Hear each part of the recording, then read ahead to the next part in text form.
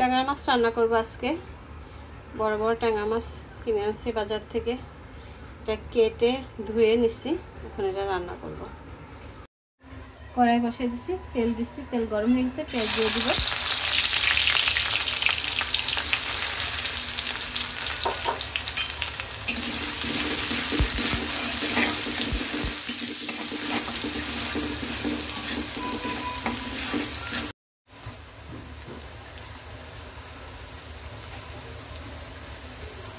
দিয়ে দিব আদা রসুন জিরা বাটা, আদা রসুন আর জিরা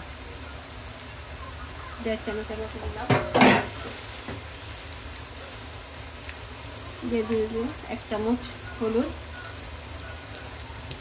সামান্য মরিচের গুঁড়া, এটা আমি দিয়ে রান্না করব। কাঁচামরিচ দিব আর একটু দিলাম, 1.5 চামচের মতো দিয়ে দিলাম হলুদ, সামান্য একটু মরিচের গুঁড়া আর হচ্ছে আদা রসুন জিরা বাটা।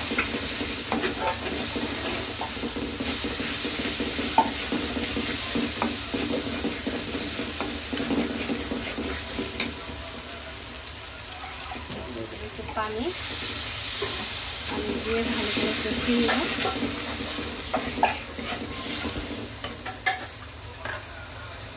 দিয়ে দিব লবণ, স্বাদ অনুযায়ী লবণ।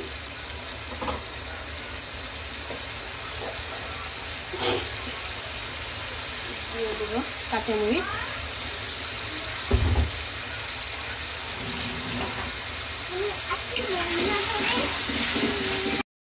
মশলা কষানো হয়ে গেছে। এখন এটার মধ্যে দিয়ে দেবো মাছ। এখানে 1 কেজি ট্যাংরা মাছ।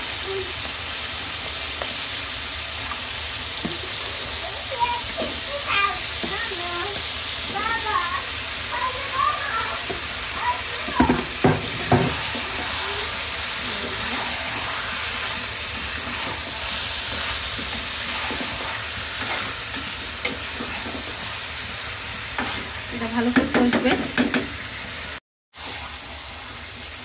ভালো করে কষানো হয়ে গেছে। এখন এর মধ্যে দিয়ে দেব ঝোল, পরিমাণ মতো ঝোল দেব। এটার মধ্যে টমেটো দেব। টমেটোটা দিলে দেশি শীতের সিজনের টমেটো, সেটা দিলেও আরও ঝোল বের হবে। আমি কিন্তু প্রথমেই বলছি মরিচ গুঁড়া সামান্য দিছি, কাঁচামরিচের তরকারি হবে।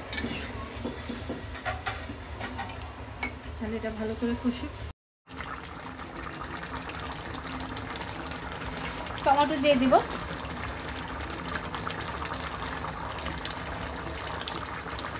দেশি টমেটো, টক টমেটো যেটা সেটা বেশি করে দেবো টমেটো।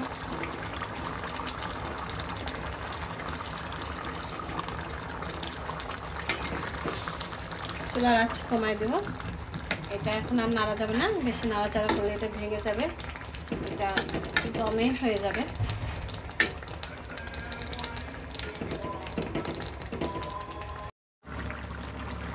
আমার তরকারি হয়ে গেছে। এই পর্যায়ে খুচুন দিয়ে নাড়ানাড়ি করা যাবে না, নাড়ানাড়ি করলে ভেঙে যাবে। এই ট্যাংরা মাছ এমনিতে নরম হয়। আমি একটু কড়াইটা ধরে একটু ইয়ে করে দিলাম, হয়ে গেছে। এভাবে সবাই রান্না করে খেয়ে দেখবেন। আল্লাহ হাফেজ।